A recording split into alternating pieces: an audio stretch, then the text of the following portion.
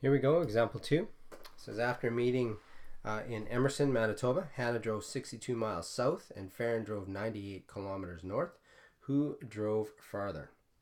In order to be able to determine who drove farther, we need to have comparable units. So either A, need to convert Hannah's distance of 62 miles to kilometers, or B, convert Farron's distance of 98 kilometers to miles.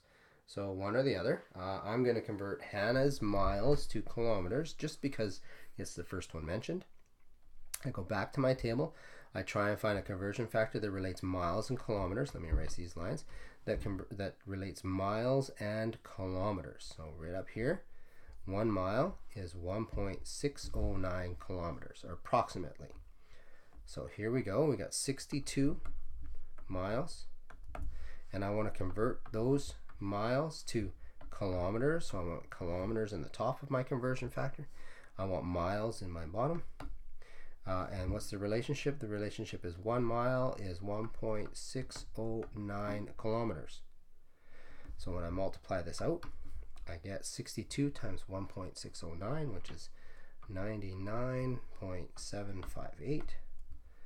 And if I looked at my units, it would be miles times kilometers divided by miles. Using unit analysis, my miles cancel. I'm just left with 99.758 kilometers. So you can already see that Hannah did drive further. If I did, though, take my 98 kilometers,